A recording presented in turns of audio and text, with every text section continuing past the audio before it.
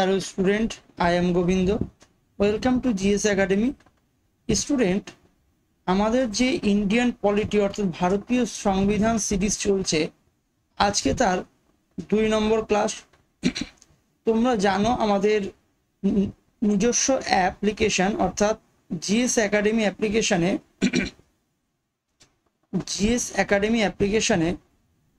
249 টাকার বিনিময়ে তোমাদেরকে কিন্তু এই কোর্সটা প্রোভাইড করা হচ্ছে। তো তোমরা যারা এই কোর্স নিতে ইচ্ছুক তারা কিন্তু অবশ্যই ডেসক্রিপশন বক্সে দেওয়া লিঙ্কে ক্লিক করে জিএস একাডেমি অ্যাপটা ডাউনলোড করো এবং এই কোর্সটা তোমরা পারচেস করে নিতে পারো, যেখানে তোমাদের সম্পূর্ণ সংবিধান যে বিষয়টা এটা কিন্তু ডেসক্রিপটিভভাবে আলোচনা করা হবে এবং সেই আলোচনা শেষ হওয়ার পরেই তোমাদের এর উপরে যত এমসিকিউ A to Z যত এমসিকিউ প্রিভিয়াস ইয়ারে এসেছে সমস্ত কোশ্চেন আলোচনা করা হবে। তো আজকে আমরা 2 নম্বর ক্লাস করব। তো তার আগে গতকাল আমরা কি করেছিলাম সেটা একটু জাস্ট বলে দিই। গতকাল আমরা পড়েছিলাম যে বিভিন্ন ধরনের যে অ্যাক্ট ভারতে পাঠানো হয়েছিল ইস্ট ইন্ডিয়া কোম্পানির শাসনের সময়, সেই অ্যাক্টগুলোকেই আমরা বলবো কনস্টিটিউশনাল ডেভেলপমেন্টের একটা মূল ভিত্তি আমাদের। তার কারণ কি, ওই অ্যাক্ট থেকেই কিন্তু অনেক কিছু তোমার নেওয়া হয়েছিল ভারতীয় সংবিধানের অংশ হিসেবে। তো সেই অ্যাক্টগুলোর মধ্যে আমরা তোমাদের গতদিনই বলছিলাম যে সব থেকে মেজর যে অ্যাক্টটা আমাদের ভারতীয় সংবিধান তৈরি করতে যেটা লেগেছিল সেটা হলো 1935-এর গভর্নমেন্ট অফ ইন্ডিয়া অ্যাক্ট। এর পরবর্তীকালে তোমরা দেখেছিলে যে ভারতের লাস্টে কি এসেছিল, ভারতকে ডমিনিয়ন মর্যাদা দেওয়ার জন্য অনেক ধরনের প্ল্যান বা বিভিন্ন ধরনের মিশন এসেছিল ভারতে। তো তার পরবর্তীকালে যখন ভারত স্বাধীন হয় এবং ভারতের প্রথম ক্যাবিনেট তৈরি হয়, ক্যাবিনেট মানে মন্ত্রিসভা যেটা তৈরি হয়, সেই ক্যাবিনেটের যে মন্ত্রীরা হয়েছিলেন তাদের নামগুলোই লাস্ট আমরা পড়েছিলাম এবং পড়তে পড়তে একটু সমস্যার কারণে এই যে পোর্শনটা এটা আমি কালকে বলতে পারিনি তোমাদের। তো এখানে কি বলছে, 1 নম্বর ছিল, এটা অ্যাকচুয়ালি কিন্তু আফটার ইন্ডিপেন্ডেন্স, তাই তো, এটা কিন্তু স্বাধীনতার পরবর্তীকালের যে হলো ক্যাবিনেট সেইটার কথা বলা হচ্ছে, ঠিক আছে। তো আরেকটা ছিল কি ইন্টারিম গভর্নমেন্টের একটা ক্যাবিনেট, সেই ইন্টারিম গভর্নমেন্টের ক্যাবিনেটটাও তোমাদের বলেছি আজকে আমি আলোচনা করে দেবো। ইন্টারিম গভর্নমেন্টটা কখন হয়েছিল সেটা আগে বুঝে নেব, আর এটা কিন্তু স্বাধীনতার পরের ক্যাবিনেট, ঠিক আছে। তো স্বাধীনতার পরের ক্যাবিনেট থেকেও কোশ্চেন আসে, আবার ইন্টারিম গভর্নমেন্ট থেকেও কোশ্চেন আসে। তো দুটো বিষয়ই তোমাদের লিখে নিতে হবে। এটা স্বাধীনতার পরের যে গভর্নমেন্ট তার যে ক্যাবিনেট সেটা সম্পর্কে আমি পরপর বলছি। তাহলে প্রাইম মিনিস্টার ছিলেন বা এক্সটার্নাল অ্যাফেয়ার্স মিনিস্টার ছিলেন কে, আমাদের জওহরলাল নেহেরুজি ছিলেন। এবং তারপরে দেখো হোম মিনিস্টার অর্থাৎ গৃহমন্ত্রী, ইনফরমেশন অ্যান্ড ব্রডকাস্টিং মিনিস্টার, ঠিক আছে, বা স্টেট মিনিস্টার, ইনি ছিলেন হলো বল্লভভাই প্যাটেল। তারপরে 3 নম্বর দেখছো ফুড অ্যান্ড এগ্রিকালচার মিনিস্টার হবে এটা, ইনি ছিলেন ডক্টর রাজেন্দ্র প্রসাদ। এডুকেশন মিনিস্টার কে ছিলেন, ভীষণ ইম্পর্টেন্ট, পরীক্ষায় বারবার আসে, মৌলানা আবুল কালাম আজাদ এডুকেশন মিনিস্টার ছিলেন। এটা কিন্তু স্বাধীনতার পরে, মৌলানা আবুল কালাম আজাদ, তোমরা একটু লিখে নেবে, বাংলাতেই লিখে নেবে যারা বাংলায় নোটস করছো। রেলওয়ে মিনিস্টার খুব important, railway and transport minister কে ছিলেন, রেলওয়ে এবং ট্রান্সপোর্ট মিনিস্টার ছিলেন জন মাথাই। কে ছিলেন, জন মাথাই ছিলেন। তারপরে ফাইন্যান্স মিনিস্টার অর্থাৎ অর্থমন্ত্রীটা কে ছিলেন, আর কে শম্মুখম চেট্টি ছিলেন। তাহলে তুমি লিখে নেবে, অর্থমন্ত্রী ছিলেন আর কে শম্মুখম চেট্টি। তারপরে ল মিনিস্টার অর্থাৎ আইন মন্ত্রী কে ছিলেন, ডক্টর BR আম্বেদকর ছিলেন আইনমন্ত্রী, এটাও ভীষণ ইম্পর্টেন্ট। এগুলো সবই ভীষণ ইম্পর্টেন্ট। এই যে পরপর যে 4টে তোমাদের পড়লাম, পরপর এই যে 7খানা পড়লাম, এই 7খানাই খুব ইম্পর্টেন্ট। তুমি সাতখানা লাল কালি করা জিনিসগুলোই খুব মানে গুরুত্ব দিতে পারো, এই সাতখানা। বাকি এইগুলোর মধ্যে যেটা তোমার মনে হয় 2023-এও এই কোশ্চেনটা এসেছে, দেখবে যে ডিফেন্স মিনিস্টার কে ছিলেন, ডিফেন্স মিনিস্টার কে ছিলেন স্বাধীনতার পরের যে ক্যাবিনেট, সেখানে ডিফেন্স মিনিস্টার ছিলেন বলদেব সিং, সর্দার কে বলদেব সিং। আচ্ছা, লেবার মিনিস্টার কে ছিলেন সেটাও দেখে দেখে নাও, জগজীবন রাম। হেলথ মিনিস্টার কে ছিলেন, হেলথ মিনিস্টার ছিলেন রাজকুমারী অমৃত কর, ঠিক আছে। কমার্স মিনিস্টার কে ছিলেন, বাণিজ্য মন্ত্রী কে ছিলেন সিএইচ ভাবা। কমিউনিকেশন অর্থাৎ হলো যোগাযোগ ব্যবস্থার যে মন্ত্রী, যোগাযোগ মন্ত্রী, তিনি ছিলেন কে, রাফি আহমেদ কিদওয়াই। এরপরে ইন্ডাস্ট্রি অ্যান্ড সাপ্লাইজ মিনিস্টার ছিলেন শ্যামা প্রসাদ মুখার্জি, ডক্টর শ্যামা প্রসাদ মুখার্জি।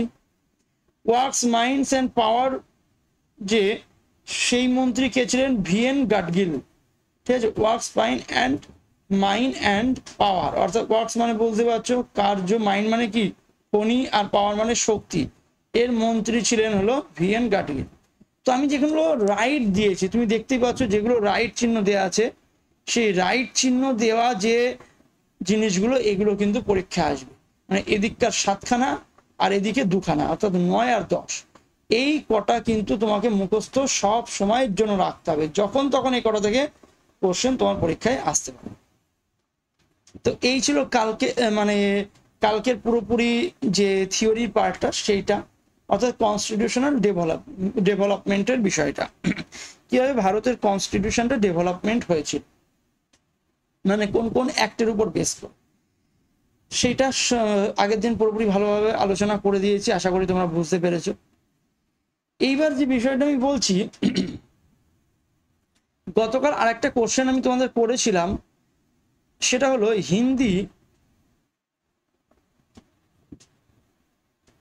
হিন্দি ভারতের সরকারি ভাষা হয়েছিল কোন ধারা অনুযায়ী?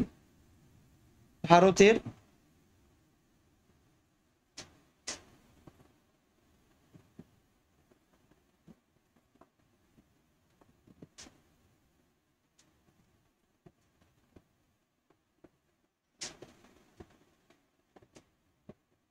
কোন ধারা অনুসারে, এই কোশ্চেনটা তোমাদেরকে জিজ্ঞাসা করেছিলাম, তাই তো, অনুসারে। আর এর যে অপশন আমি দিয়েছিলাম, অপশনটা একটু ভুল দেওয়া হয়ে গেছিল, ওর মধ্যে 343 নং ধারাটা আমি কিন্তু উল্লেখ করিনি ভুল করে, ঠিক আছে। তো তোমরা এর উত্তরটা লিখে রাখবে 343 নং ধারা, 343 নং ধারা অনুসারে, ঠিক আছে। আচ্ছা, এরপরে তোমরা আজকে দেখবে যে ভারতের যে সংবিধান কিভাবে তৈরি হলো, ভারতের সংবিধান কিভাবে তৈরি হলো। তাহলে সংবিধান তৈরি বলে তুমি হেডিং করতে পারো,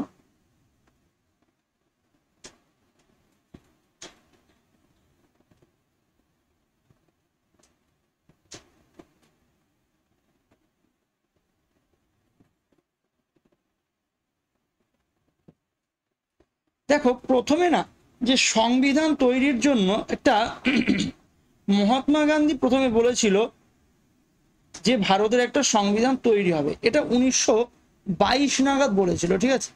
তাহলে তুমি বলবে 1922 নাগাদ। এর আগে একটা যদিও দাবি হয় 1895 সালে তোমার বাল গঙ্গাধর তিলক, তিনি কিন্তু সংবিধানের একটা দাবি করেছিল। আর 1922 সালে, এটা তুমি বলতে পারো, এটাও লিখতে পারো, 1922 সালে, 1922 সালে মহাত্মা গান্ধী প্রথমবার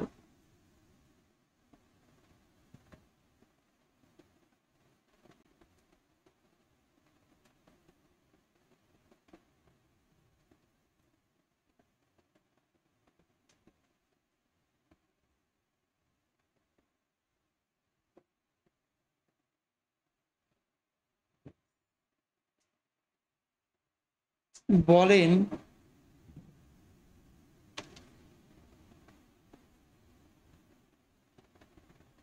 ভারতীয়রা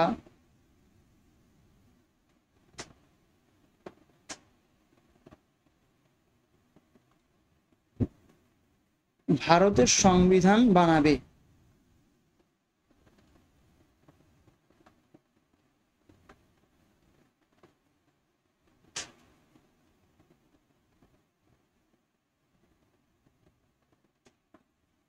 বানাবে। এর আগে তোমার 1895 সালেও একটা দাবি এসেছিল, একটা দাবি এসেছিল বাল গঙ্গাধর তিলকের দ্বারা। ঠিক আছে, তোমরা এটা চাইলে লিখতে পারো যে বাল গঙ্গাধরও মানে দাবি করেছিল যে ভারতে একটা সংবিধান সভা তৈরি করতে হবে। সংবিধান সভা কি জিনিস সেটা আমি একটু পরেই বোঝাবো। তো এর পরবর্তীকালে তুমি দেখবে যে একটা জিনিস তৈরি হবে, তারও দাবি আসবে সংবিধান সভা তৈরি হবে। এইটা নিয়ে কাজ বাজ এবার পুরোপুরি। সংবিধান সভা, সংবিধান সভা বা কনস্টিটিউয়েন্ট অ্যাসেম্বলি, বা কি কনস্টিটিউয়েন্ট অ্যাসেম্বলি,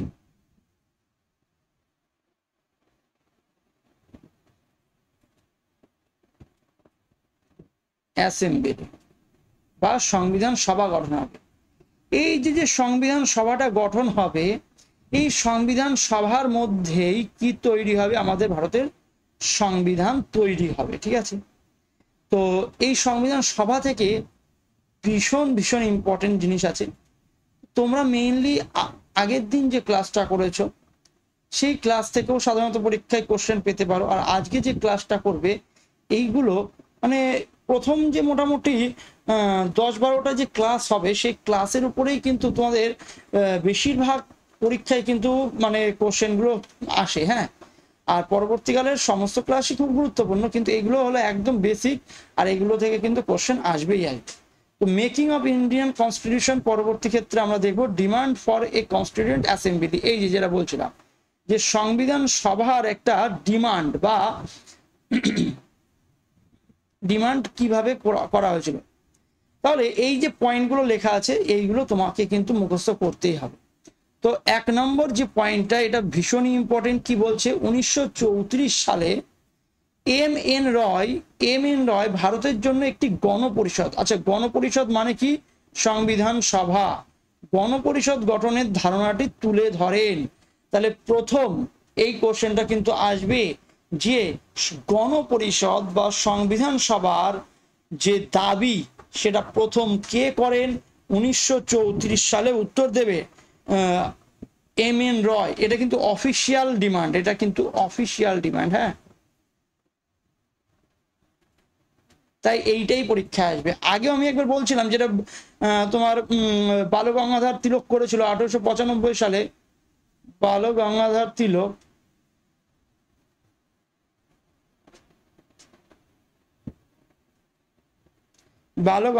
তিলক ইনি কিন্তু ভারবালি করেছিল, মানে মুখে মুখে বলেছিল যে জাস্ট ভারবালি বলেছিল যে ভারতের জন্য একটা সংবিধান সভা তৈরি করতে হবে।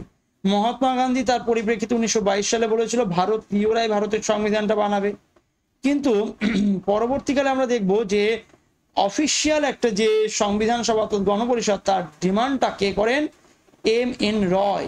ঠিক আছে, তো এইটারই মর্যাদা দেওয়া হয়েছিল আইএনসির দ্বারা। তোমরা জানো যে তখনকার সময় যে একমাত্র মানে সব থেকে প্রভাবশালী যে রাজনৈতিক একটা সংগঠন ছিল আইএনসি, ইন্ডিয়ান ন্যাশনাল কংগ্রেস, 1935 সালে আনুষ্ঠানিকভাবে ভারতীয় সংবিধান প্রণয়নের জন্য একটি গণপরিষদের দাবি করেছিল। তাহলে এটা আনুষ্ঠানিকভাবে একটা দাবি যেটা করেছিল সেটা হলো আইএনসি। ঠিক আছে, কত সালে মনে রাখবে কিন্তু? 1935 সালে। 1935 সালে। তাহলে মানবেন্দ্রনাথ রায় হলো অফিসিয়ালি গণপরিষদের জন্য ডিমান্ড কত সালে করে? খুব গুরুত্বপূর্ণ, 1934 সালে। আর সেইটাই অফিসিয়াল ডিমান্ড করে তোমার আইএনসি কত সালে? 1935 সালে। মানে এইটারই জাস্ট একটা স্বীকৃতি আইএনসি দিয়েছিল। ঠিক আছে, এর পরিপ্রেক্ষিতে দেখো কি হচ্ছে। 1938 সালে জওহরলাল নেহেরু ভারতীয় জাতীয় কংগ্রেসের পক্ষে ঘোষণা করেছিলেন যে মুক্ত ভারতের সংবিধান প্রণয়ন করতে হবে বাইরের কোনো হস্তক্ষেপ ছাড়াই, মানে বাইরের কেউ নাক গলাবে না এখানে। তো ভারতের সংবিধান তৈরি হবে। কে বলছে? না, এটা জওহরলাল নেহেরু বলছে 1938 সালে। আর প্রাপ্তবয়স্ক ভোটাধিকার এর ভিত্তিতে নির্বাচিত একটি গণপরিষদ দ্বারা। তাহলে একটা গণপরিষদও গঠন হবে। সেই গণপরিষদ কি তৈরি করবে?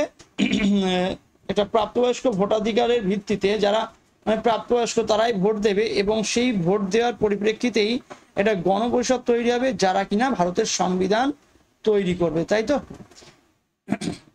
এর প্রভাব পরবর্তীকালে ইংরেজরা এই যে দাবিগুলো, এই যে ভারতে এমেন্ড হয় আইএনসি যেটা বলছে, বা 1938 সালে জওহরলাল নেহরু যেটা বলছে যে বাইরের কোনো হস্তক্ষেপ ছাড়াই যে আমাদের তোমার সংবিধানটা তৈরি হবে, এইটারই একটা স্বীকৃতি বলতে পারো ব্রিটেন থেকে এসেছিল 1940 সাল আগস্ট প্রস্তাবের মাধ্যমে।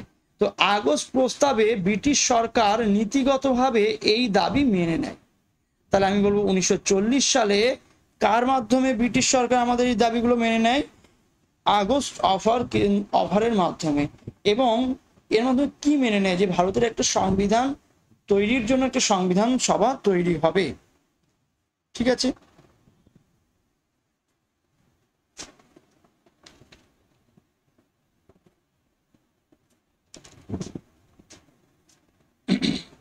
যদিও ইংরেজরা ওদের যে মানে ডিক্লারেশনে এটা বলেছিল যে ভারতীয়রা মানে সংবিধান তৈরি করবে, কিন্তু যত সব ফান্ডামেন্টাল রাইট আছে, মৌলিক অধিকার, এগুলো নাকি ইংরেজরা প্রদান করবে।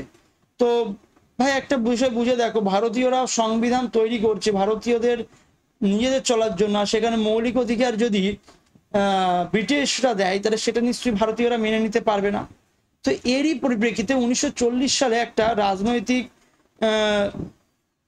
যে পদক্ষেপ হয়েছিল 1940 সালে, সেইটা একটুখানি জেনে নাও। 1940 সালে এই আগস্ট অফারের বিরুদ্ধে ইন্ডিভিজুয়াল সত্যাগ্রহ বা ব্যক্তিগত সত্যাগ্রহ আন্দোলন শুরু করেন বিনোবা ভাবে আর পণ্ডিত জওহরলাল নেহেরু। তাহলে 1940 সালে আমি কি বলবো? বিনোবা ভাবে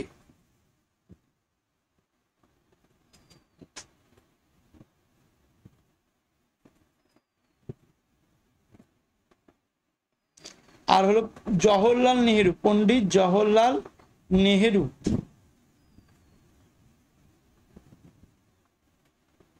পণ্ডিত জওহরলাল নেহেরু এরা দুজন কি শুরু করেন? ব্যক্তিগত সত্যাগ্রহ আন্দোলন শুরু করেন। ব্যক্তিগত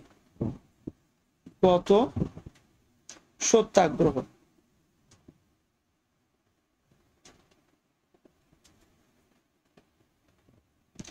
দেখো আমার এখানে কিন্তু হাতে লেখা অনেকটাই খারাপ হয়ে যাচ্ছে, এমনিতেই খারাপ, আর এখানে আরো বেশি খারাপ হয়ে যাচ্ছে।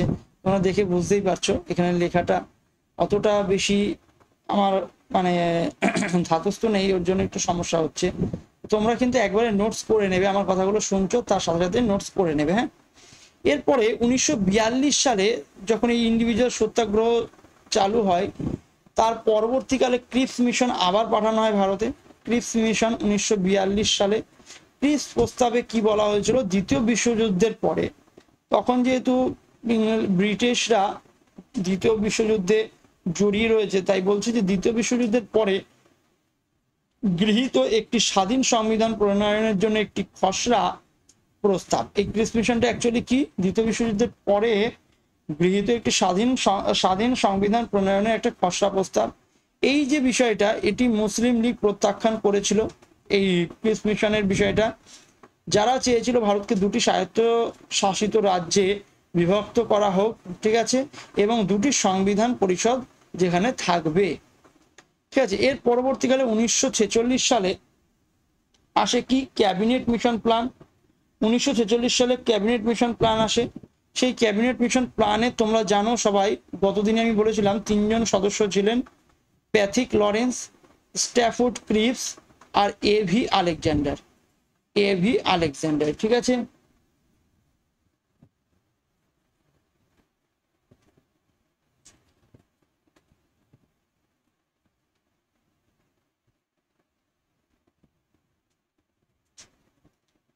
ক্যাবিনেট মিশন প্ল্যানের সাপেক্ষে তোমার এখানে কিন্তু ক্যাবিনেট মিশনের প্ল্যানের উপরেই বেস করে আমাদের কিন্তু কনস্টিটিউয়েন্ট অ্যাসেম্বলিটা তৈরি হয়। তাহলে আমি এখানে কি লিখবো, এর উপর ভিত্তি করে, এর উপর ভিত্তি করে 1946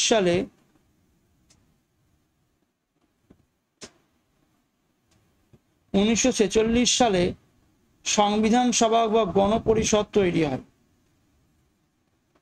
গণপরিষদ তৈরি হয়।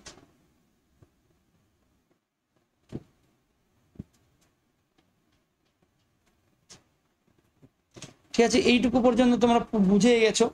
এবার যে সংবিধান সভাটা তৈরি হচ্ছে, সেই সংবিধান সভায় কি কি ছিল, সেই সংবিধান সভায় কি কি ছিল সেই সম্পর্কে আমরা বুঝবো। ঠিক আছে,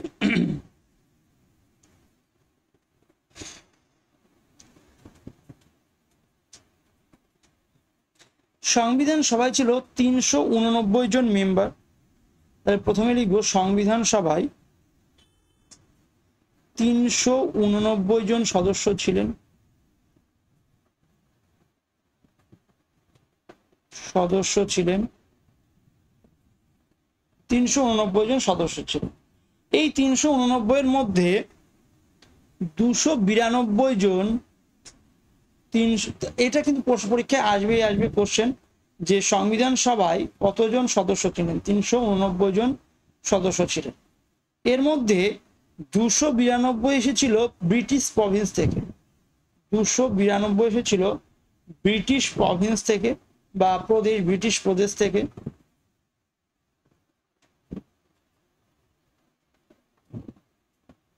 ব্রিটিশ প্রদেশ থেকে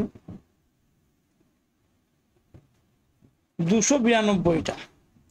93টা এসেছিল ইন্ডিয়ান প্রভিন্স থেকে, যেটাকে তুমি প্রিন্সলি স্টেট বলতে পারো। প্রিন্সলি স্টেট মানে রাজাদের যে শাসিত যে স্টেটগুলো রয়েছে, প্রিন্সলি স্টেট।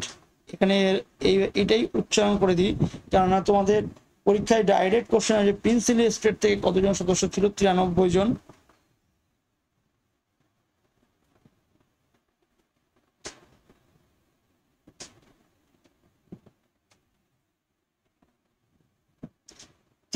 জন সদস্য ছিল প্রিন্সলি স্টেট থেকে। আর 4জন ছিল, 4খানা সদস্য ছিল British commissioner. British commissioner,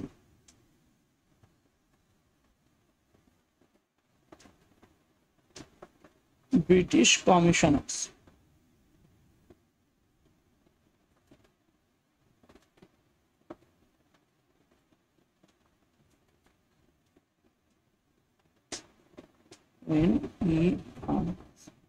British commissioners. ঠিক আছে, 4টে ছিল ব্রিটিশ কমিশনার্স।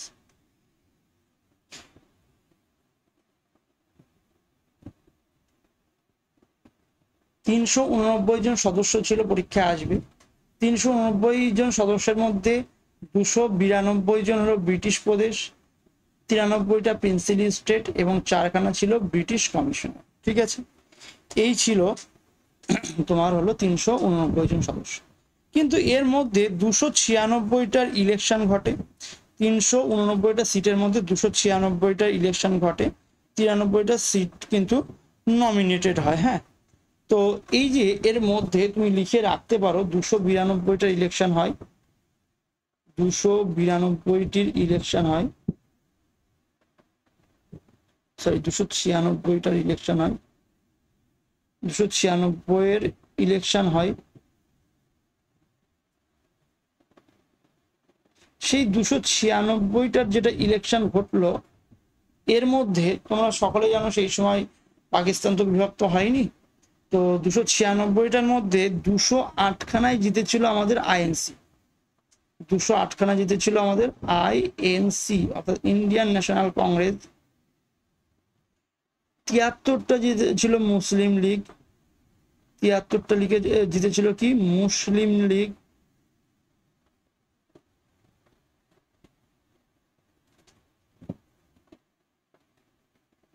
যারা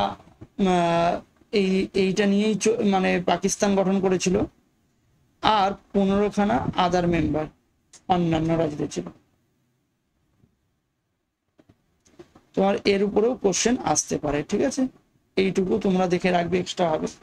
তাহলে 289খানা মানে সদস্য ছিল, যার মধ্যে ব্রিটিশ প্রদেশ থেকে ছিল 292, 93খানা প্রিন্সিলি স্টেট, 4খানা ব্রিটিশ কমিশনার, যার মধ্যে 296টা ইলেকশন ঘটেছিল, কেননা প্রিন্সিলি স্টেটের যারা যে সদস্যরা তারা কিন্তু এর প্রতি কোনো রকম মানে আগ্রহ দেখায়নি এর জন্য।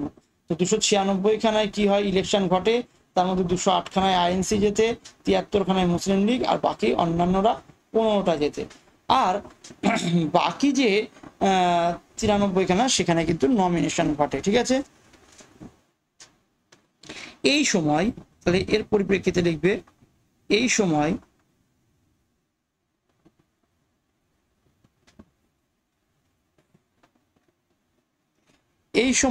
আমাদের যে ভাইসরয় ছিলেন Lord Wavell, viceroy Lord Wavell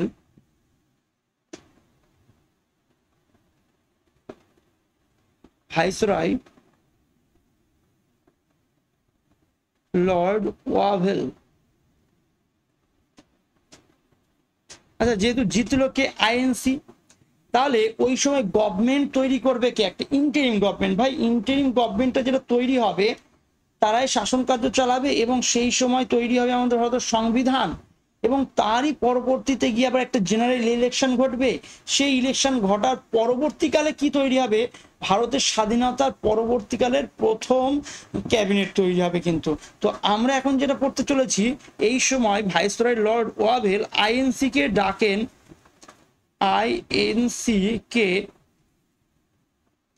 INC কে সরকার গঠনের ডাক দেন।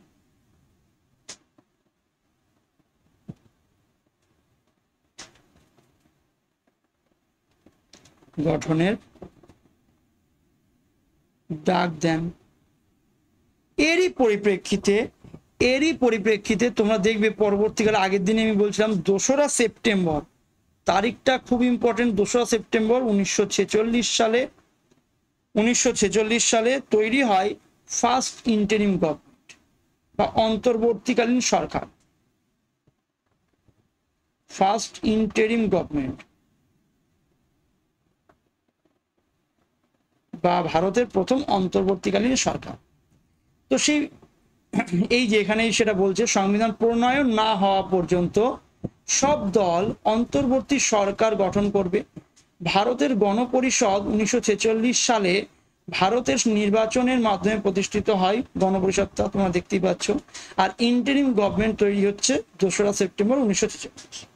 তো তোমাদের এই ইন্টারিম গভর্নমেন্ট থেকে কি কি পড়তে হবে, ইন্টারিম গভর্নমেন্টেও তো তোমার কিছু কিছু মানে পদ ছিল যেগুলো আমরা ক্যাবিনেটের ওই ক্ষেত্রেও দেখেছিলাম। তো ইন্টারিম গভর্নমেন্টের যে ক্যাবিনেট সেটা কেমন ছিল একটু আমি তোমাকে বলে দিচ্ছি। প্রথমে বলবে সেই পিএম আর হলো এক্সটার্নাল মিনিস্টার, যেটা আগের বারের মতনই PM and external affairs minister.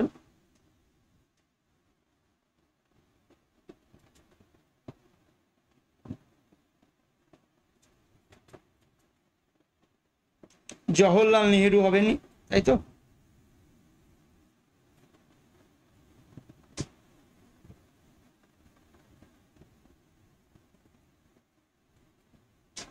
Jawaharlal Nehru. 2 number home minister আর ইনফরমেশন অ্যান্ড ব্রডকাস্টিং মিনিস্টার যেটা ছিল, হোম মিনিস্টার, তুমি এটাই শুধু পড়ে রাখো, গৃহমন্ত্রী। হোম মিনিস্টার ছিলেন সর্দার বল্লভভাই প্যাটেল, ছোট করে লিখি, বল্লভভাই।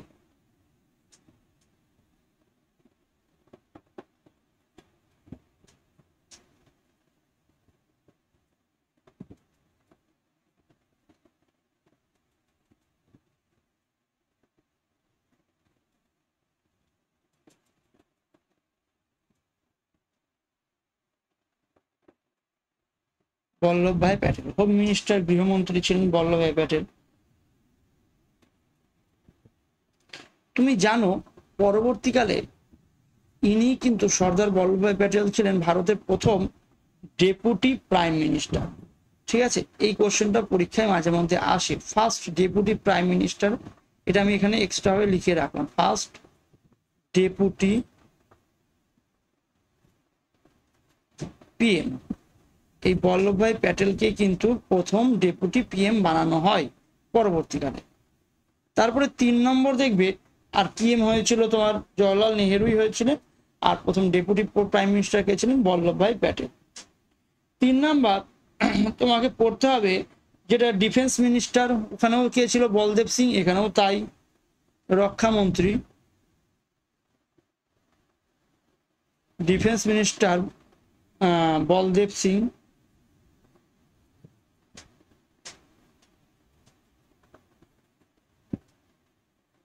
বলদেব সিং ছিলেন। ঠিক আছে, 4 নম্বর তুমি পড়বে railway minister, railway minister. Railway minister কে ছিলেন? আগে কে ছিল বলো তো? এই ক্ষেত্রেটা যদি তুমি দেখো, রেলওয়ে মিনিস্টার ছিল কিন্তু, রেলওয়ে মিনিস্টার কোথায় ছিল? রেলওয়ে মিনিস্টার, হ্যাঁ, জন মাথায়। আর এইখানে অন্তর্বর্তীকালীন যে সরকার, সেখানে রেলওয়ে মিনিস্টার ছিল অরুণা আসাফ আলী। তাহলে আমি ছোট করে লিখে দিলাম আসাফ আলী।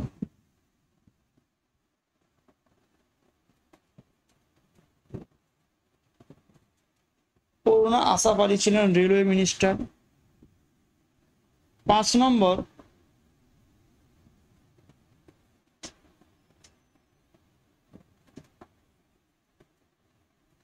এডুকেশন মিনিস্টারটা এখানে ইম্পর্টেন্ট। আগে এডুকেশন, হ্যাঁ, এডুকেশন মিনিস্টারটা আগে ছিল কে? Education minister Maulana Abul Kalam Azad. এটা তাহলে স্বাধীনতার পরে যদি জিজ্ঞাসা করে যে ভারতের শিক্ষামন্ত্রীটা কে ছিলেন, তাহলে মৌলানা আবুল কালাম আজাদ দেবে। আর যদি বলে অন্তর্বর্তীকালীন ক্ষেত্রে যখন এডুকেশন মিনিস্টার, তিনি কে ছিলেন? এডুকেশন মিনিস্টার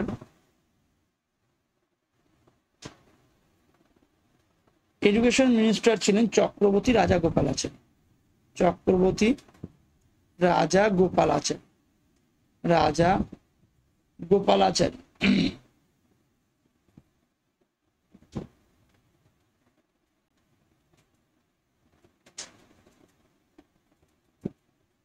চক্রবর্তী রাজা গোপালাচারী, ঠিক আছে, এডুকেশন মিনিস্টার ছিলেন। এই কটা কিন্তু তোমাকে ভালোভাবে মুখস্থ করতে হবে।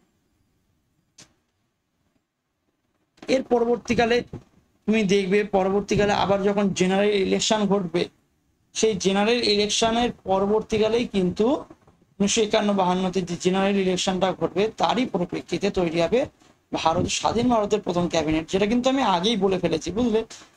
যেহেতু ওখান থেকে কোশ্চেন আসে, ওই জিনিসগুলো আমি আগের দিন যেহেতু আলোচনা করেছিলাম, তার জন্য ওটা আগেই বলে ফেলেছি।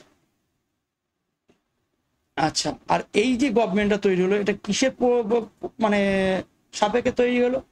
যেহেতু আমাদের সংবিধান সভা তৈরি করতে হবে, আর সংবিধান সভা তো কাজ করবে কার? একটা নির্দেশে, তো সরকারের। তো সেই সরকারটা যেটা, সেটাকে বলছে অন্তর্বর্তীকালীন সরকার। এবং সেই সরকার তৈরি করেছিল কে? আইএনসি। তোমরা দেখলে তার আগে কনস্টিটিউয়েন্ট অ্যাসেম্বলি গঠনের জন্য 389 খানা সদস্যের একটা সদস্য বিশিষ্ট কিন্তু ভারতীয় সংবিধান সভা তৈরি হয়েছিল। সেই সংবিধান সভায় 208টা সিটে কিন্তু 292টা সিটের হলো ভোট হয়েছিল, 296টা সিটে ভোট হয়েছিল, যেটা তোমাদের আমি দেখিয়েছিলাম। সেই 296টার মধ্যে 208টাই কিন্তু আইএনসি জিতেছিল এবং সরকার গঠন করেছিল, মানে অন্তর্বর্তীকালীন সরকার একটা তৈরি হয়েছিল, তাই তো? এরপরে তোমরা দেখছো খুব গুরুত্বপূর্ণ যে জিনিসগুলো, important dates in constituent assembly, মানে সংবিধান সভায় কিছু গুরুত্বপূর্ণ তারিখ। তো সংবিধান সভারা প্রথম বসছে, বুঝেছো? প্রথম যে জায়গায় বসছে সেটা হলো সংবিধান সভা। সেই সংবিধান সভার মিটিং হবে। তো প্রথম যে মিটিংটা হয়েছিল সেটা 9 ডিসেম্বর 1946। 9 ডিসেম্বর 1946। খুবই গুরুত্বপূর্ণ জিনিস এগুলো ভাই, এত পরিমাণে আসে এই যে এইখান থেকে কোশ্চেন। তোমরা যারা প্রিভিয়াস ইয়ার করেছো তারা তো জানোই। তো first sitting of constituent assembly বা first meeting of constituent assembly কত তারিখ হয়েছিল? 9 ডিসেম্বর 1946 সালে। আর এই যে যে প্রথম মিটিংটা হলো, এই যে মিটিংটা এটা মুসলিম লীগ বয়কট করলো। এইটা কিন্তু মুসলিম লীগ মেনে নিতে পারলো না, কেননা মুসলিম লীগ যেহেতু হেরে গেছে, তো এর পরিপ্রেক্ষিতে যেহেতু নতুন সরকার গঠন করেছে আইএনসি, তাহলে এই বিষয়টাকে ওরা মেনে নিতে পারলো না। কারা? তোমার মুসলিম লীগ। এবং ওরা সবসময় দাবি জানাতে থাকলো যে আমাদের জন্য একটা পৃথক রাষ্ট্র তৈরি করে দিতে হবে, পাকিস্তান নামক। ঠিক আছে, এই ছিল সেই সময়কার সিনারিও। তো তোমরা দেখতেই পাচ্ছ প্রথম যে তাহলে সংবিধান সভার প্রথম বৈঠক বসছে কত সালে? 9 ডিসেম্বর 1946 সালে। তাহলে তুমি কি লিখবে বাংলায়?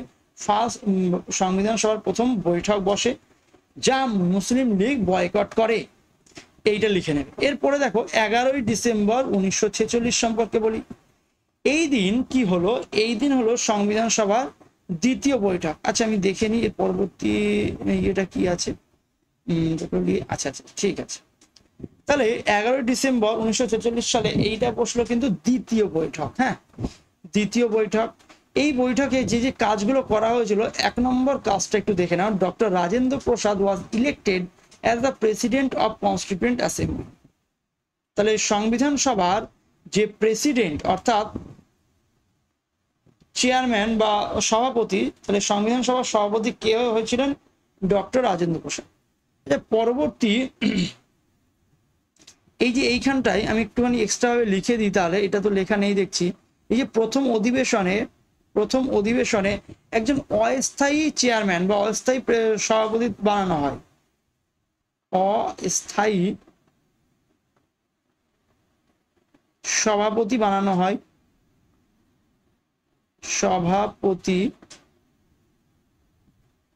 বানানো হয়, সেটা কে বলতো? সচিদানন্দ সিনহাকে।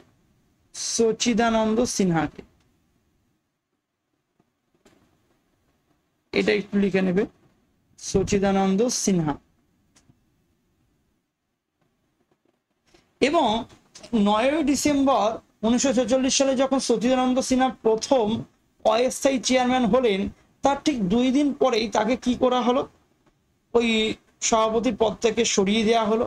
এবং যে সংবিধান সভার একদম স্থায়ী যে সভাপতি, তাকে সেটা কাকে নিযুক্ত করা হলো? রাজেন্দ্র প্রসাদকে। তাহলে তোমার এখান থেকে দুটো অনেক কটা কোশ্চেন এর মধ্যেই রেডি হয়ে গেছে। 1 নম্বর কোশ্চেন, 9 ডিসেম্বর 1946 সংবিধান সভার প্রথম অধিবেশন বসে। 11 ডিসেম্বর 1946 দ্বিতীয় অধিবেশন বসে। প্রথম অধিবেশনে অস্থায়ী চেয়ারম্যান বা অস্থায়ী সভাপতি কে ছিলেন? সচিদানন্দ সিনহা। আর দ্বিতীয় যে অধিবেশন, সেখানে স্থায়ী চেয়ারম্যান বা স্থায়ী প্রেসিডেন্ট কে হন? রাজেন্দ্র প্রসাদ। আচ্ছা 2 নম্বর কি বলছে? Doctor Sachidananda Sinha oldest member was elected as a temporary chairman of the assembly. আচ্ছা এই বিষয়টা না, এটা আগে ছিল কিন্তু। হ্যাঁ, এইটা আগের মিটিংয়ে এটা বানানো হয়েছিল। ওয়াজ ইলেক্টেড, এটা প্রথমে তৈরি ছিল কিন্তু। ঠিক আছে, সচিদানন্দ সিনহা, এটা পরেই লেখা হয়ে গেছে। যাই হোক, 3 নম্বর যে কাজটা করা হয়েছিল সেটা হলো ভাইস প্রেসিডেন্ট বানানো হয়েছিল 2 জনকে।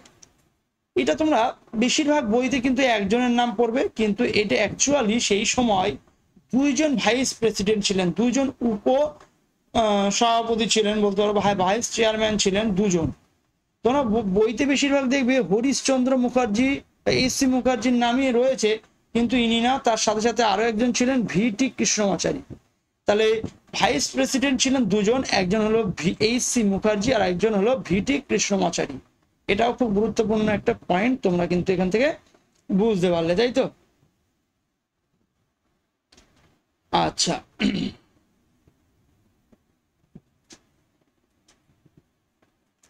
এর পরবর্তীকালে কি হয়েছিল? 13 ডিসেম্বর 1946 সালে অবজেক্টিভ রেজলিউশন ইন্ট্রোডিউস করা হয়েছিল জওহরলাল নেহরুর দ্বারা। তাহলে খুব গুরুত্বপূর্ণ হলো এটা তারিখ। তাহলে 13 ডিসেম্বর, এটা অ্যাকচুয়ালি কিন্তু 3rd অধিবেশন। হ্যাঁ, 9 ডিসেম্বর ফার্স্ট অধিবেশন, 11 ডিসেম্বর সেকেন্ড অধিবেশন, এটা হলো 3rd অধিবেশন। তাহলে তৃতীয় অধিবেশনে তাহলে কি করা হচ্ছে ভালো করে বোঝো। জওহরলাল নেহরুর দ্বারা অবজেক্টিভ রেজলিউশন পাস প্রস্তাবনা করা হচ্ছে। ঠিক আছে, অবজেক্টিভ রেজলিউশন পেশ করা হচ্ছে। এই অবজেক্টিভ রেজলিউশনটাই পরবর্তীকালে ভারতের কিন্তু কিসে স্থান করে নিয়েছে? ভারতের প্রিএমবেল অর্থাৎ প্রস্তাবনায় রূপ নেয়। তাহলে পরীক্ষায় কোশ্চেন আসবে, ভারতের প্রস্তাবনা অ্যাকচুয়ালি কি? উত্তর তুমি কি দেবে? Objective resolution. তাহলে এটি আমি লিখে দিচ্ছি, এটা এক্সট্রা হবে। এটি পরবর্তীকালে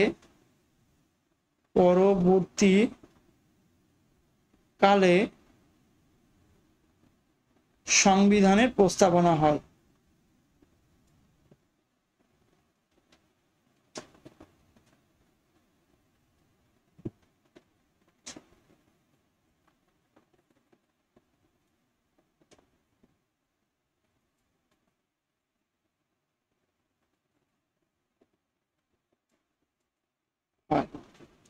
ঠিক আছে, এরপরে আমরা দেখব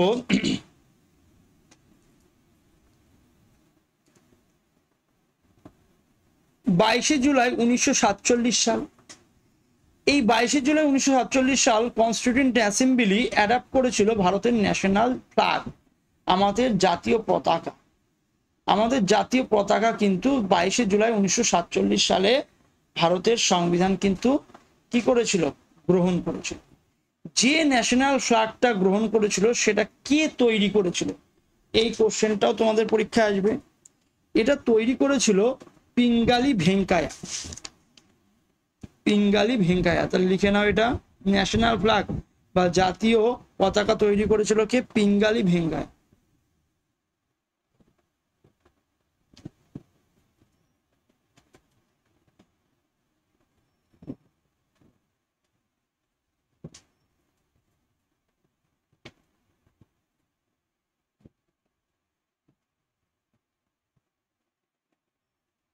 পিঙ্গালি ভেঙ্কায়া ভারতের জাতীয় পতাকা তৈরি করেছিল। আচ্ছা, জাতীয় পতাকা সম্পর্কে আরো কিছু কোশ্চেন পরীক্ষায় আসে। জাতীয় পতাকার যে লেন্থ অ্যান্ড ব্রিথ, এটা কি অনুপাতে বলতো? 3:2 অনুপাতে আছে। 3:2 অনুপাতে, দৈর্ঘ্য আর প্রস্থের অনুপাত 3:2। এখানে একটা তোমার অশোক চক্র আছে যেখানে 24টা স্পোক আছে, এটাও তোমরা জানো। 24টা স্পোক, এইটা একটুখানি মনে রেখো। জাতীয় পতাকায় কয়টি স্পোক আছে? 24টি স্পোক। আচ্ছা, এর পরবর্তীকালে আরো দেখবো আমরা কি কি হয়েছিল। 15ই আগস্ট 1947 কি হয়েছিল? Transfer of power led to formation of dominions of state and of India and Pakistan. তাহলে মানে ইন্ডিয়া এবং পাকিস্তানে ভারত যেটা ছিল সেটা দুই ভাগে ভাগ হয়ে গেল, ইন্ডিয়া এবং পাকিস্তানে, এবং তাদেরকে কি দেয়া হলো? ডমিনিয়ন স্ট্যাটাস দেয়া হলো। ঠিক আছে, এবং পাওয়ারটাও কিন্তু ট্রান্সফার করা হলো, মানে ক্ষমতার বন্টন করা হলো কিন্তু। ঠিক আছে, এর পরবর্তীকালে আমরা দেখবো 26শে নভেম্বর 1949 সালে কি হলো? 26শে নভেম্বর 1949 সালে আমাদের সংবিধান তৈরি হয়ে গেল, রেডি হয়ে গেল, এবং ভারতের সংবিধান কি হলো? গৃহীত। তাহলে তুমি এখানে কি লিখবে? তুমি এখানে লিখবে 26শে নভেম্বর 1949 সালে ভারতের সংবিধান গৃহীত হলো। ঠিক আছে, এটা পরীক্ষায় আসে কিন্তু 26শে নভেম্বর 1949 সালে ভারতের সংবিধান গৃহীত হলো। কিন্তু ভারতের সংবিধান গৃহীত হওয়ার পরে কার্যকর কবে হবে তার জন্য একটুখানি ওয়েট করতে হবে। ঠিক আছে, ওয়েট কেন করা হয়েছিল? তার কারণ হলো একটা খুব গুরুত্বপূর্ণ দিন যেটাকে আমরা একটু মর্যাদা দিতে চেয়েছিলাম, সেটা হলো 26শে জানুয়ারি দিনটা। এর পরিপ্রেক্ষিতে 26শে নভেম্বর 1949 সালে আমাদের সংবিধান তৈরি বা রেডি হয়ে যাওয়া সত্ত্বেও, গৃহীত হয়ে গেলেও, এটা কিন্তু কি তোমার কার্যকর হয়নি কিন্তু। ঠিক আছে, জাস্ট গৃহীত হয়েছিল বা লাগু হয়েছিল, এনঅ্যাক্টেড বা গৃহীত বা লাগু হয়। ঠিক আছে, কিন্তু কবে কার্যকর হয় সেটা আমি পরবর্তীকালে বলবো। ঠিক আছে, তার মধ্যেও দেখো আরো একটা বিষয়, যেটা হলো 24শে জানুয়ারি 1950 সালে, 24শে জানুয়ারি ভারতে 1950 সালে ন্যাশনাল সং আর ন্যাশনাল অ্যান্থেম, মানে জাতীয় সঙ্গীত আর জাতীয় স্ত্রোত, জাতীয় সঙ্গীত আর জাতীয় স্তোত্র এই দুটো কিন্তু গৃহীত হয়। কত সালে, কত তারিখে? তারিখ খুব ইম্পর্টেন্ট। কবে তোমার জাতীয় পতাকা? 22শে জুলাই 1947 জাতীয় পতাকা। আর জাতীয় যে গান আর জাতীয় সং মানে ন্যাশনাল সং মানে জাতীয় গান, আর একটা জাতীয় স্তোত্র যেটা অ্যানথেম, এই দুটো কিন্তু গৃহীত হয়েছিল 24শে জানুয়ারি 1950। তোমরা সবাই জানো ন্যাশনাল সং হলো জনগণ মন অধি, জনগণ মন অধি। আর ন্যাশনাল অ্যানথেম হলো কি? ন্যাশনাল অ্যানথেম কি? জাতীয় স্তোত্র।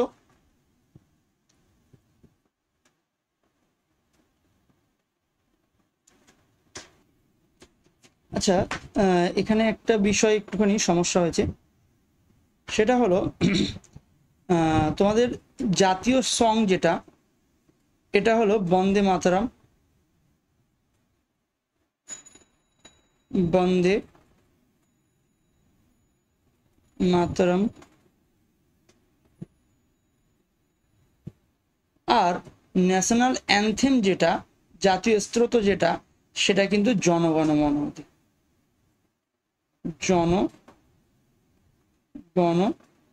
জনগণ মন অধি নায়ক জয় হে। আচ্ছা, তোমরা সবাই জানো এই জাতীয় অ্যানথেম যেটা, এটা কিন্তু আমাদের রবীন্দ্রনাথ ঠাকুর লিখেছেন।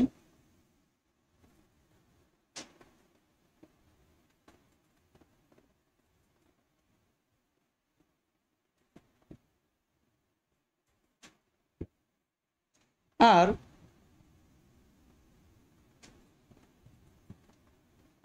রবীন্দ্রনাথ ঠাকুর। আর বন্দে মাতরম যেটা, এটা কিন্তু বঙ্কিমচন্দ্র চট্টোপাধ্যায়ের লেখা, তোমরা সবাই জানো।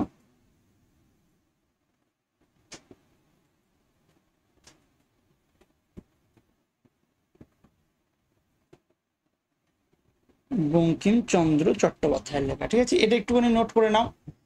তো এই জায়গাটায় একটু সমস্যা হয়েছিল। আচ্ছা, এরপরে আমরা দেখবো 26শে জানুয়ারি 1950 সাল। হ্যাঁ, 26শে জানুয়ারি 1950 সালে কি হয়েছিল? The constitution came into force, অর্থাৎ ভারতের যে সংবিধান সেটা কিন্তু ভারতের যে সংবিধান সেটা কাম ইনটু ফোর্স, অর্থাৎ এটা তো গৃহীত হয়েছিল আর এখানে কিন্তু কার্যকর হয়। বাংলায় লিখবে ভারতীয় সংবিধান কার্যকর হয়, ভারতীয় সংবিধান কার্যকর হয়। এবং এরপরে কি হয়? মেকিং ইন্ডিয়া এ রিপাবলিক, ভারত একটা গণতান্ত্রিক রাষ্ট্রে কিন্তু পরিণত হয়। আচ্ছা, এই যে 26শে জানুয়ারি দিনটাতে কেন, মানে এতদিন কেন ওয়েট করা হলো সংবিধান কার্যকর করার জন্য? কেননা 26শে জানুয়ারি এই দিনটা এই দিনটা একটা খুব গুরুত্বপূর্ণ দিন ছিল। এই দিনটাতে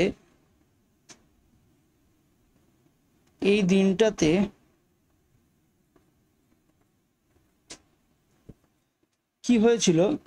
1911 সালের কলকাতা অধিবেশন, আইএনসির কলকাতা অধিবেশনে প্রথম জনগণ মন অধি এই গানটা কিন্তু গাওয়া হয়েছিল।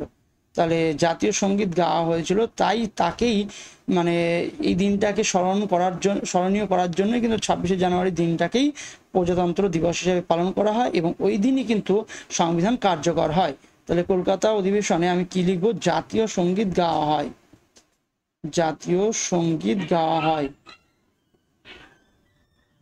ঠিক আছে? এরপরে 25শে অক্টোবর 1951 থেকে 21শে ফেব্রুয়ারি 1952 পর্যন্ত ভারতে কিন্তু জেনারেল ইলেকশন কিন্তু হয়, ভারতে কিন্তু সাধারণ নির্বাচন ঘটে। এরই পরিপ্রেক্ষিতে তোমরা দেখবে যে স্বাধীন ভারতের প্রথম কি তৈরি হবে? স্বাধীন ভারতের প্রথম ক্যাবিনেট তৈরি হবে, ঠিক আছে? স্বাধীন ভারতের প্রথম ক্যাবিনেট তৈরি হবে। আচ্ছা, তো এর থেকে কি কি এক্সট্রা জিনিস আমি কি লিখবো দেখে নিই একটু। এর উপরে তুমি এক্সট্রা নোট হিসাবে যেটা লিখতে পারো, ভারতীয় সংবিধান ইনঅ্যাক্ট হয়ে যাচ্ছে। থার্ড সেশনে তোমার এখানে বিভিন্ন কমিটি 11টা সেশন লিখবো। মেজর কমিটি, আচ্ছা মেজর কমিটি পরে আছে। তাহলে আমরা এক্সট্রা ভাবে আর এখানে কি লিখতে পারি?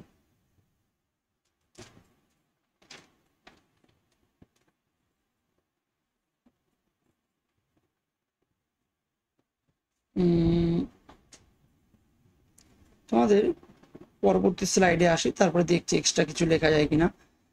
টোটাল ভারতীয় যে সংবিধানের যে সংবিধান সভা ছিল, সেখানে মোট কতগুলো অধিবেশন হয়? কতগুলো কি হয়? মোট অধিবেশন। টোটাল সেশন মানে হলো মোট অধিবেশন সংখ্যা, অধিবেশন। তাহলে মোট অধিবেশন সংখ্যা 11টা, যার টোটাল কত সময় লেগেছিল? 2 বছর 11 মাস 18 দিন সংবিধান তৈরি হতে সময় লেগেছিল। এবং এই সংবিধানটা তৈরি করতে মোট যে খরচ, সেই মোট খরচটা কত বলছে? 64 লক্ষ টাকা খরচা হয়েছিল। তাহলে এই জিনিসটা একটু লিখতে পারো, ঠিক আছে? এখান থেকেই 11খানা সেশনের উপরে মাঝের মধ্যে কোশ্চেন দেয়, লাস্ট সেশনটা কবে থেকে কতর মধ্যে হয়েছিল। তাহলে আমি দেখবো ফার্স্ট সেশনটা প্রথমে আগে। ফার্স্ট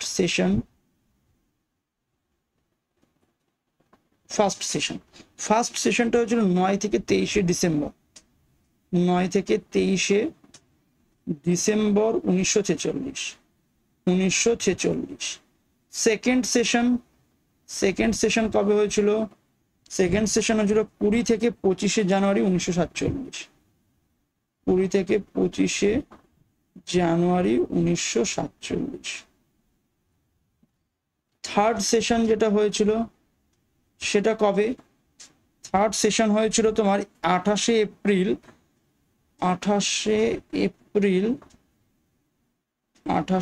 এপ্রিল থেকে 2রা মে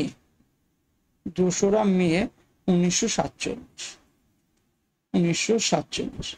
এই 3টে সেশনের তারিখটা তোমার পরীক্ষায় কিন্তু আসার ভীষণ একটা গুরুত্বপূর্ণ চান্স রয়েছে। এছাড়া প্রিভিয়াস ইয়ার ঘাটলেই তুমি কিন্তু 10 নম্বর আর 11 নম্বর সেশনটার পরীক্ষায় পাবে। কিন্তু 10th and 11th সেশন এই দুটো প্রিভিয়াস ইয়ারে এসেছে বলে আমি এই দুটোও লিখিয়ে দিচ্ছি। তাহলে 10th সেশন কবে হয়েছিল? 10th সেশন হয়েছিল 6 থেকে 17 অক্টোবর 1949। আর তোমার 11th সেশন যেটা হয়েছিল, এটা হয়েছিল 14 থেকে 26 নভেম্বর, ঠিক আছে? 14 থেকে 26 নভেম্বর 1949। তাহলে পরীক্ষার জন্য এই 11th সেশন তো প্রিভিয়াস ইয়ারে তুমি পেয়েই যাবে, 10th সেশনও এসেছিল কিন্তু পরীক্ষা একবার, হ্যাঁ। আর প্রথম 3টে সেশন কবে হয়েছিল, কোন নাগাদ হয়েছিল, সেটাও কিন্তু আসতে পারে পরীক্ষায়। আর আরেকটা কোশ্চেন আসতে পারে যে সংবিধান তো তৈরি হয়ে গেল মনে করো 26 নভেম্বর 1949 সালে, তাই তো? তাহলে এই যে 26 নভেম্বর 1949 সালে যবে সংবিধান তৈরি হলো 1949, এই দিনটাকে কি হিসাবে পালন করা হয়? এই দিনটাকে সংবিধান দিবস হিসাবে পালন করা হয়। সংবিধান দিবস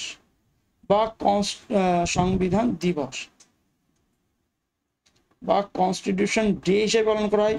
ভীষণ গুরুত্বপূর্ণ, রাম ইম্পর্টেন্ট কোশ্চেন, এটা পরীক্ষায় আসে। আরেকটা হলো 26 জানুয়ারি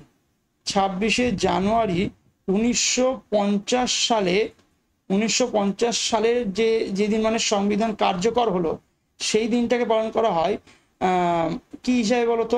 সেইটা পালন করা হয় প্রজাতন্ত্র দিবস।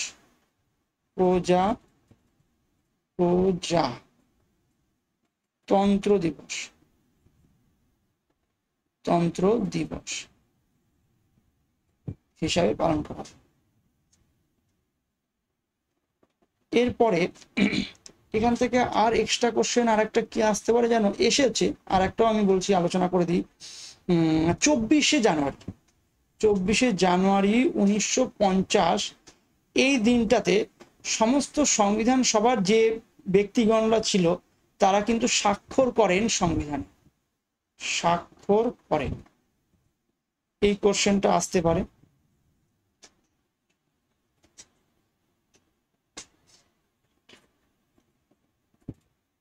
স্বাক্ষর করেন, আচ্ছা কতজন স্বাক্ষর করেন এটাও পরীক্ষা আসতে পারে। 284 জন স্বাক্ষর করেন, এটা একটু লিখে রেখো।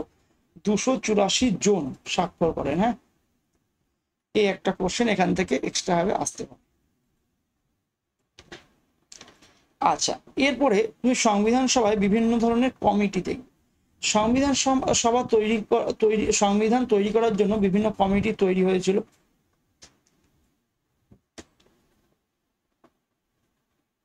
মোট তৈরি হয়েছিল কতগুলো কমিটি? 22টা কমিটি। কতগুলো কমিটি? 22টি কমিটি তৈরি হয়েছিল, মোট 22টি কমিটি ছিল,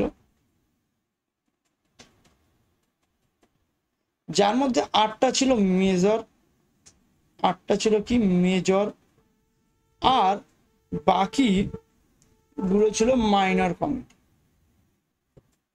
মাইনর কমিটি। তো আমাদের মূল আলোচ্য এখানে বিষয় হলো মেজর কমিটিগুলো, এবং সেই মেজর কমিটিগুলো যে চেয়ারম্যান কে ছিল সেইটা হলো এখানকার মূল আলোচনার বিষয়। হ্যাঁ, তো এই মেজর কমিটির মধ্যে 1 নম্বর যেটা হলো, 1 নম্বর হলো ইউনিয়ন পাওয়ার কমিটি। ইউনিয়ন পাওয়ার কমিটি, ইউনিয়ন পাওয়ার কমিটি, তার চেয়ারম্যান ছিল কিন্তু জওহরলাল নেহেরু। 2 নম্বর হলো union constitutional committee. Union constitutional committee, union constitutional committee, তার চেয়ারম্যান হলো জওহরলাল নেহেরু। 3 নম্বর কি? 3 নম্বর হলো প্রভিন্সিয়াল কনস্টিটিউশনাল কমিটি, অর্থাৎ প্রাদেশিক সংবিধান কমিটি। প্রভিন্সিয়াল কনস্টিটিউশনাল কমিটি বা প্রাদেশিক সংবিধান কমিটি, এর চেয়ারম্যান ছিল বল্লভভাই প্যাটেল, সর্দার প্যাটেল।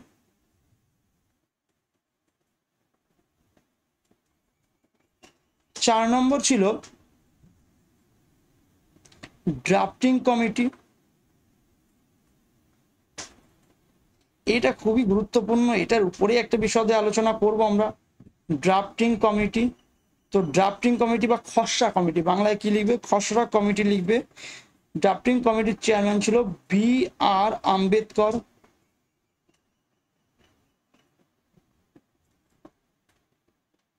B.R. আম্বেদকর।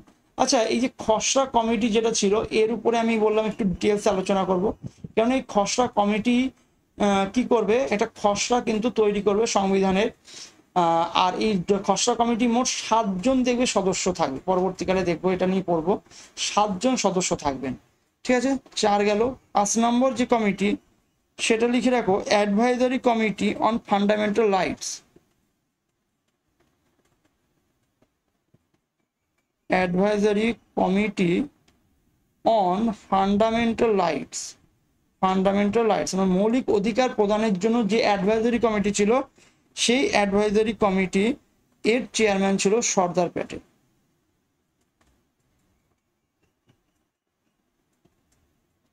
আচ্ছা, এই যে advisory committee on fundamental rights, এটা আবার দুটো সাব কমিটিতে ভাগ ছিল। দুটো সাব কমিটিতে ভাগ ছিল। 1 নম্বর ফান্ডামেন্টাল রাইটস সাব কমিটি, আর একটা হলো মাইনরিটি। আচ্ছা, এই যে advisory committee on fundamental rights না, এর সাথে কিন্তু আর একটা ছিল মাইনরিটি অ্যান্ড মাইনরিটি যুক্ত করে নাও। মাইনরিটি মানে পিছিয়ে থাকা, যে সংখ্যালঘু। মাইনরিটি শব্দের অর্থ কি? সংখ্যালঘু। তাহলে মৌলিক অধিকার এবং সংখ্যালঘুর উপরে যে অ্যাডভাইজারি কমিটি ছিল, তার চেয়ারম্যান ছিল কিন্তু সর্দার প্যাটেল। মাইনরিটি। আচ্ছা, তাহলে এইটা আবার দুটো ভাগে বিভক্ত ছিল, একটা হলো ফান্ডামেন্টাল রাইটের উপরে সাব কমিটি, একটা হলো মাইনরিটির উপরে। তো ফান্ডামেন্টাল রাইট যে সাব কমিটি, এর চেয়ারম্যান ছিল জে.বি. কৃপালিনী। জে.বি. কৃপালিনী।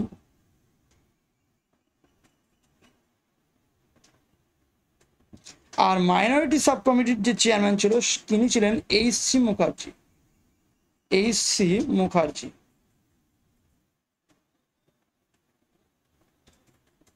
আচ্ছা, এরপরে 6 নম্বর দেখব। 6 নম্বরে আমরা দেখব রুল অফ প্রসিডিওর কমিটি।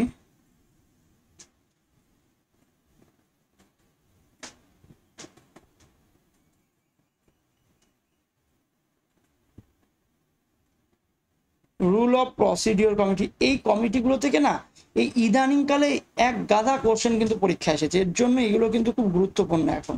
তাহলে রুল অফ প্রসিডিওর কমিটির চেয়ারম্যান ছিলেন রাজেন্দ্র প্রসাদ।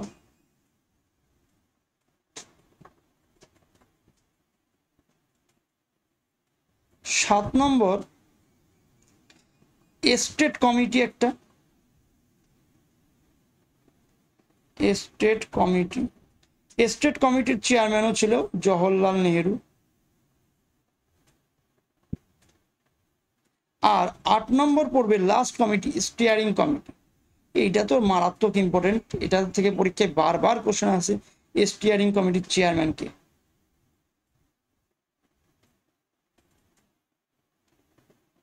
স্টিয়ারিং কমিটির চেয়ারম্যান কে পরীক্ষায় আসবে? ডক্টর রাজেন্দ্র প্রসাদ। ডক্টর রাজেন্দ্র প্রসাদ। ঠিক আছে, এই কটা হলো মেজর কমিটি। আচ্ছা, মাইনর কমিটি থেকে তাহলে কি প্রশ্ন আসে না? মাইনর কমিটি থেকে তুমি 3টে পড়ে রাখো, আমি 3টে কমন দিচ্ছি, 3টেই আসবে, এছাড়া আর এক্সট্রা কিচ্ছু পড়তে হবে না। 1 নম্বর মাইনরিটি কমিটির মধ্যে তুমি পড়তে পারো হাউস কমিটির চেয়ারম্যান কে ছিল? পট্টবী সীতারামায়া।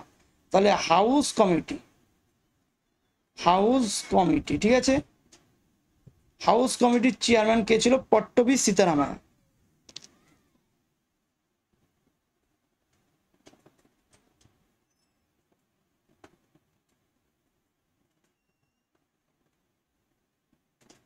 টি.এ. সীতারামায়া, R.A.M.Y.Y.A, সীতারামায়া। আচ্ছা, আর একটা পড়তে হবে কি? আর একটা পড়তে হবে ক্রেডেনশিয়াল কমিটির চেয়ারম্যান। এইটা কিন্তু মারাত্মক ইম্পর্টেন্ট, ক্রেডেনশিয়াল কমিটি। এগুলো সব মানে একটু উঁচু লেভেলের পরীক্ষার জন্য আমি বলে রাখছি, ঠিক আছে, যেমন সিজিএল, এনটিপিসি, এদের জন্য কিন্তু খুব গুরুত্বপূর্ণ। ডাব্লিউবিসিএস ক্রেডেনশিয়াল কমিটির চেয়ারম্যান ছিলেন, ক্রেডেনশিয়াল কমিটির চেয়ারম্যান কে ছিলেন? কৃষ্ণস্বামী আয়ার।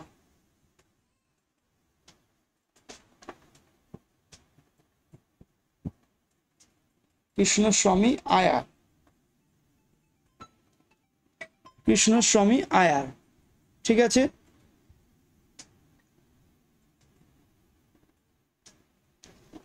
আচ্ছা, দুটো পড়লেই হবে তোমাদের, ঠিক আছে, এই দুটোই পড়াচ্ছি।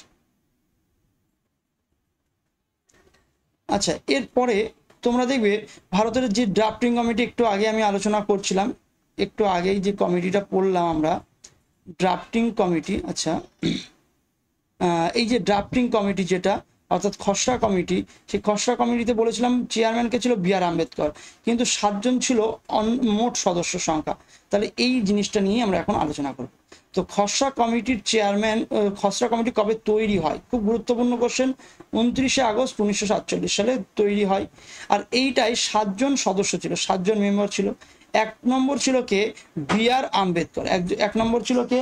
বি.আর. আম্বেদকর, যিনি ছিলেন চেয়ারম্যান। 2 নম্বর কে ছিল? গোপালাস্বামী আয়ার, গোপালাস্বামী আয়াঙ্গার।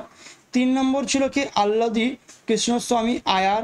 একটু এগুলো লিখে নেবে বাংলায়, আমি বলে দিচ্ছি। 4 নম্বর কে এম মুন্সি। 5 নম্বর হলো সৈয়দ মোহাম্মদ সাদুল্লাহ। 6 নম্বর হলো মাধব রাও। আচ্ছা, এই মাধব রাওয়ের রিপ্লেসমেন্টে এসেছিল কার রিপ্লেসমেন্টে এসেছিল? বি.এল. মিত্রর রিপ্লেসমেন্টে কিন্তু মাধব রাও এসেছিল, ঠিক আছে। এই বি.এল. মিত্র কিন্তু রিজাইন করেছিল তার হেলথ ইস্যুর জন্য, তার হেলথ ইস্যুর জন্য বি.এল. মিত্র রিজাইন করেছিল, আর মাধব রাও কিন্তু তার জায়গায় এসেছিল। আর 7 নম্বর যে সদস্য, তিনি ছিলেন কিন্তু টিটি কৃষ্ণমাচারী। তিনিও এসেছিল কার জায়গায়? তিনি এসেছিল ডিপি খৈতানের জায়গায় এসেছিল, যিনি 1948 সালে কিন্তু যার মৃত্যু হয়েছিল, ঠিক আছে। তো আমরা ড্রাফটিং কমিটিটা দেখলাম যে 29শে আগস্ট 1947 সালে এটা তৈরি হয়েছিল, এবং এবং এর 7জন সদস্য কে কে, যার মধ্যে চেয়ারম্যান বি.আর. আম্বেদকরের নাম মনে রাখতে হবে, বাকি 6জনের নামও কিন্তু তোমরা মনে রাখবে, বিশেষ করে যারা এসএসসি সিজিএল বা এনটিপিসি বা ডাব্লিউবিসিএস দিতে চাও। তো আজকের ক্লাস আমি এই পর্যন্তই রাখলাম, এরপর থেকে আমি আবার কন্টিনিউ করব। এইটুকু কিন্তু খুব গুরুত্বপূর্ণ ক্লাস এবং এরপরে আরও গুরুত্বপূর্ণ ক্লাস তোমাদের কিন্তু রয়েছে। সুতরাং এই সিরিজ কিন্তু তোমরা সবাই প্রত্যেকে দেখবে, এবং যাদের সম্পূর্ণ পলিটিটা পড়ার ইচ্ছা আছে তারা কিন্তু ফুল নোটস বানিয়ে, যারা পড়ার ইচ্ছা আছে তারা অবশ্যই কিন্তু আমাদের জিএস একাডেমি অ্যাপে যুক্ত হয়ে সেখানে কিন্তু 249 টাকার বিনিময়ে মাত্র একদম কম একটা তোমাদের জন্য অ্যামাউন্ট ধার্য করা হয়েছে 249 টাকা। এর মাধ্যমে তোমরা কিন্তু সম্পূর্ণ কোর্সটাই অ্যাভেলেবেল করতে পারো তোমাদের জন্য, ঠিক আছে? তো আজকে এই পর্যন্তই, সকলকে ধন্যবাদ।